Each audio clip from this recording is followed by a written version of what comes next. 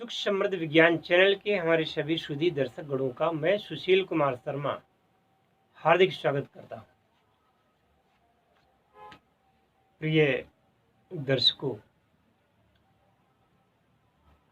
आज हम एक ऐसी शक्ति की बात करने जा रहे हैं जिसके बारे में हमने आप लोगों को बताया है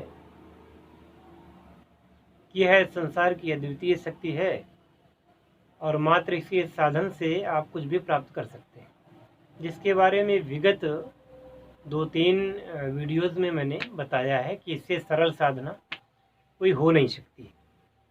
तो आज इसके बारे में एक्सप्लेन करना चाहूँगा। ये जो सरल विद्या की बात है, ये कैसे काम करती है, इसका मूल आधार क्या है और ये कहाँ पाई जाती है। ठीक है ना? तो चलिए बात शुरू करते हैं। ये शक्ति है क्या और कैसे काम करती है। जैसे कि आप देखते होंगे कि कभी कभी आप रास्ते में जा रहे हैं और आगे कोई खतरा है, तो अचानक आपके मन में ऐसा आता है कि हम यहाँ रुक जाएं या रास्ता बदल दें, और बाद में ही पता चलता है कि अगर हम उस रास्ते से निकले होते तो हो सकता है कि जान से हाथ धोना पड़ जाता या हो सकता है बहुत भारी क्षति हो जाती। तो ये पूर्वाभास कैसे आपको हुआ कि आप यहाँ से न जा करके यहाँ से निकल जाएं। ठीक, आप रास्ते में चले जा रहे हैं, आगे अगर कोई कांटा है या फूटी कांच पड़ी हुई है या कोई जहरीला जंतु है वहाँ पर, तो आपका पैर तो उठता है पर आगे बढ़ करके वो धरती पर पड़ता नहीं, और बाद में आप देखते हैं कि आगे तो खतरा है। खैर, कभी कभी ऐसा होता है आपके पीछे आकर के कोई खड़ा हो जाता है, आप उसको देखते नहीं है, लेकिन आपको ये पता चल जाता है कि इस समय हमारे पीछे खड़ा कौन है। आप उसका नाम लेकर के बुला देते हैं। ये कुछ उदाहरण मैंने आप लोगों को बताए। इसके अलावा बहुत सारे उदाहरण दिए जा सकते हैं, परंतु समयाभाव के कारण मुझे तो नहीं, आप लोगों को, क्योंकि आप लोगों को लगता है कि आपकी ट्रेन छूटी जा रही है, तो आप जल्दी जल्दी स्किप करके वीडियो को देख लें, और यही जो आदत है आपके लिए नुकसानदेह साबित होती है। वरना जो ज्ञान के वीडियो हैं उनको तो देर तक के होनी चाहिए और देर तक लोगों को देखने भी चाहिए। अब आती है बात कि ये शक्ति आपके अंदर है क्या? बिल्कुल है। संसार में भारतीय शास्त्रों के अनुसार 84 लाख योनियों का जिक्र है, जिनमें बहुत सारे पशु पक्षी, जलचर, थलचर, नभचर और बहुत सारे वनस्पतियां, कुछ सूक्ष्म जीवाणु, कीटाणु, विषाणु इत्यादि, ये सब है। तो ऐसे कुल मिलाकर के 84 लाख योनियां बताई गई, जिनमें देव, असुर, दानव, दैत्य, किन्नर, सिद्ध इत्यादि सभी की गणना 84 लाख में हो जाती है। परंतु मनुष्य का जीवन 84 लाख योनियां हैं उनसे श्रेष्ठ माना गया है। यानी कि देवताओं का भी जीवन उससे भी श्रेष्ठ मनुष्य का जीवन कहा गया है, क्योंकि देवता लोग भी इस बात के लिए तरसते हैं कि कब हमको मनुष्य का जीवन मिले और हम जा करके अपने आप को उन्नत कर सकें, अपने आप को उन्नत बना सकें और कुछ शुभ कर्मों के द्वारा, भगवान की भक्ति के द्वारा हम और प्राणोन्नति कर सकें। ये तो बड़ी बात हो। अब आते हैं धरातल। तो आदिम शक्ति, प्राण शक्ति, जो कि आपके पूरे शरीर में निवास करती है और यह सिद्ध हो चुका है कि प्राण अलग है, शरीर अलग है। पर प्राण और शरीर को इतना संपृक्त कर दिया गया है कि वह एक ही मालूम होते हैं, अलग अलग नहीं। परंतु जो योगी जन हैं, आध्यात्मिक जन हैं, वो लोग जानते हैं कि प्राण ऊर्जा और शक्ति ये जो है, इससे शरीर अलग है। जब आप योग करने लगेंगे तो आपको इस बात का ज्ञान हो जाएगा कि प्राणिक ऊर्जा और शारीरिक ऊर्जा में अंतर है, शरीर अलग है। तो अब सारा खेल यहाँ है कि आप प्राण ऊर्जा को शरीर की ऊर्जा से, शरीर से अलग कैसे करते हैं। जब प्राण ऊर्जा शरीर से अलग कर पाएंगे तो वो इच्छित कार्य आप कर पाएंगे जो कि आप करना चाहते हैं।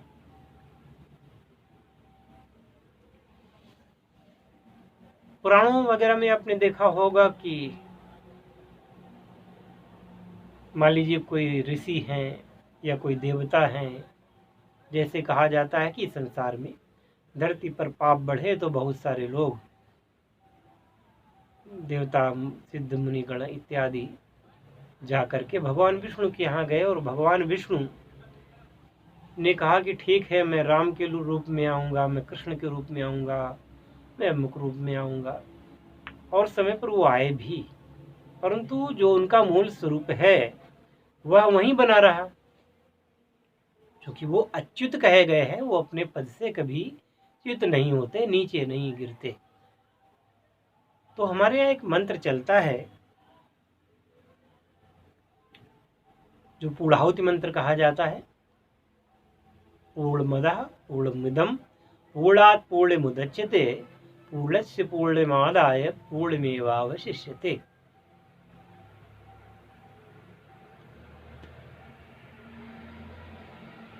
कहने का तात्पर्य ये कि पूर्ण से यदि पूर्ण को भी निकाल दिया जाए तब भी वो पूर्ण रहता है। श्री दुर्गा सप्तशती में आप लोगों ने देखा, पढ़ा होगा, अभी पढ़ लीजिए खोल करके, कि जब माता दुर्गा का प्रादुर्भाव होता है सभी देवताओं के तेज से, अंश से, तो सभी देवताओं का तेज माँ दुर्गा में समाया हुआ है और सभी देवताओं ने अपने अपने अस्त्र शस्त्र भी माता दुर्गा को प्रदान किए। किसी ने त्रिशूल दिया तो किसी ने धनुष दिया, किसी ने चक्र दिया, किसी ने गदा दी, किसी ने फरसा दिया, किसी ने मुदगल दिया, आदि आदि। परंतु उनके मूल अस्त्र तो उनके पास ही बने रहे और माता दुर्गा को उन्होंने प्रदान भी कर दिए।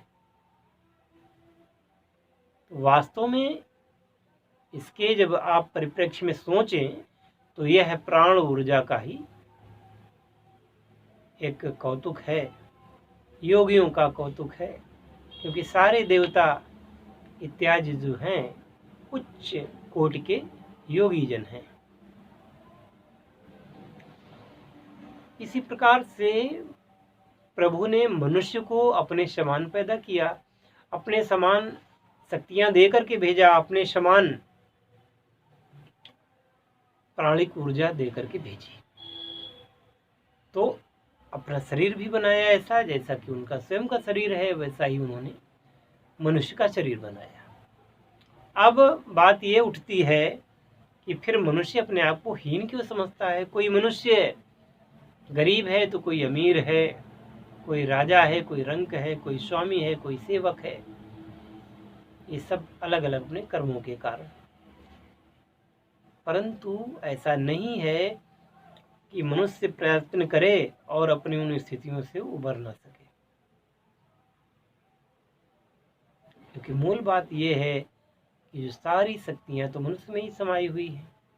वह उन शक्तियों में से किसी एक तार को छेड़ करके अच्छा डॉक्टर बन सकता है, अगर उसने किसी और तार को छेड़ा तो अच्छा इंजीनियर हो सकता है, तीसरे तार को छेड़ेगा तो उसका राजनीति में सफल राजनीतिज्ञ हो सकता है। कोई और तार छेड़ा तो उसमें अच्छा गणितज्ञ हो गया, किसी का दूसरा तार छेड़ा गया तो वो अच्छा नर्तक हो गया, गायक हो गया, एक्टर हो गया। तो अनगिनत, इसकी सीमा नहीं कि कितने तार शरीर की इस वीणा में हैं। इस शरीर की वीणा के जो भी तार आप छेड़ते जाएंगे, नया राग उत्पन्न होगा। कोई वैज्ञानिक बन जाता है तो कोई दकियानूशी बन जाता है। अब बात यह है कि सारी बातों को मिला करके एक बात बनती है कि हम बहुत बड़े लेक्चर को नहीं जानते। लोग कहेंगे कि आप इतना बड़ा भाषण और लेक्चर मत दीजिए, मूल बात पर आइए कि आप कैसे हमारी मनोकामनाओं को पूर्ण करने का मार्ग प्रशस्त करेंगे अपनी इस विद्या के द्वारा। तो भूमिका देना जरूरी था। आप जानते हैं कि आप जो भी दवा खाते हैं, वह दवा सिर्फ शरीर में जा करके उन शक्तियों को उद्वेलित करती है, केवल और केवल वह उत्प्रेरक का काम करती है, बाकी पूरा काम शरीर कर लेता है। अब योग के द्वारा, कुछ विशिष्ट क्रियाओं के द्वारा या कुछ मंत्रों के द्वारा उस शक्ति को अगर जगा लिया जाए तो वो टेबलेट या कैप्सूल या इंजेक्शन की आवश्यकता नहीं होगी। वो अपने आप उस चीज को आपूरित कर देगी जो कष्ट उसके अंदर पैदा हुआ है। विशिष्ट शब्दों के संगुम्फन से बना हुआ मंत्र वो आपकी विशिष्ट विशिष्ट योजनाओं को सिद्ध करता है और आपकी मनोकामना पूर्ण हो जाती है। किसी ने देवताओं के आवाहन का मंत्र जपा, देवता प्रकट हुए। किसी ने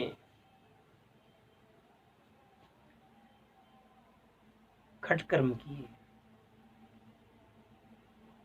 आकर्षण, विद्वेषण, वशीकरण, मारण, मोहन, उच्चाटन इत्यादि कर्मों के लिए अगर उन्होंने मंत्र जपे तो वो शक्ति उस तरीके से काम करने लग गई।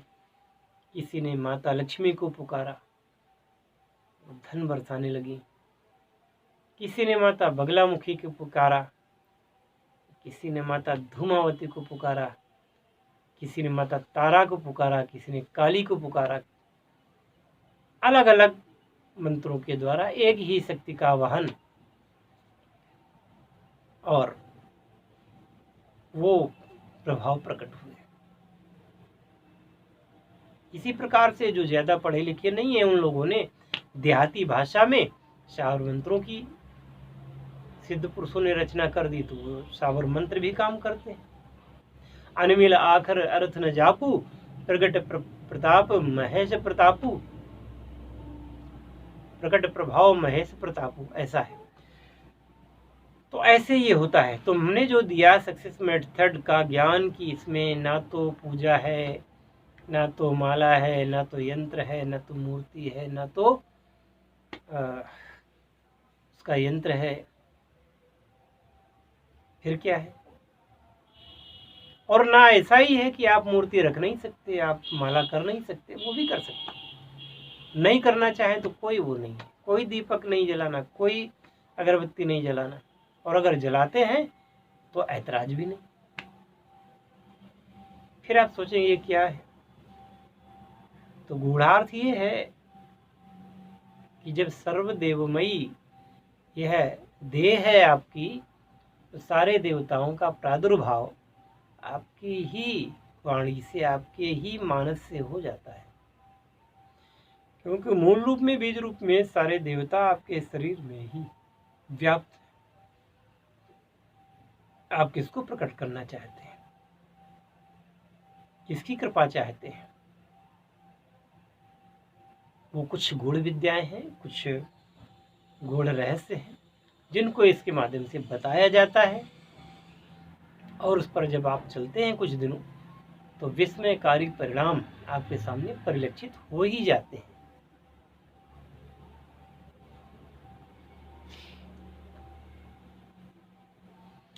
जो लोग नहीं जानते वो इस सारी बात को बेवकूफ़ी, पागलपन या कुछ भी कह सकते हैं, और जो इसके रहस्य को जान जाते हैं वो पैरों पड़ जाते हैं।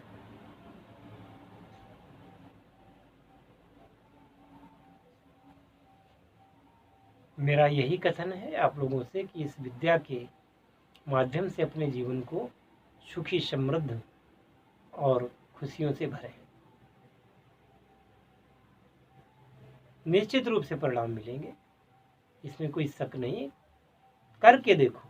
मैं तो यही कहता हूँ, जब हम बचपन में पढ़ते थे तो एक विज्ञान की किताब होती है, उसमें लिखा होता था विज्ञान आओ करके सीखें। अरे तो करके सीखिए ना। मैं कहता हूँ आप करिए, इसके बाद में आपको पता चल जाएगा कि वास्तव में योग में और इन विद्याओं में कितनी ताकत है और कैसे आपके जीवन को सर्वानुकूल बनाया जा सकता है। आजीवन आप खुशियों की चादर ओढ़े हुए और अंत में परमात्मा में विलीन होंगे, ये आप स्वयं देखेंगे। कोई कहता मैं 1 साल से जब कर रहा हूँ, कोई कहता मैं 8.5 लाख जब कर लिया, कोई कहता मैंने 50 लाख जब कर लिया। भूल जाओ सब, केवल एक लक्ष्य देखो, तुम्हारा लक्ष्य क्या है।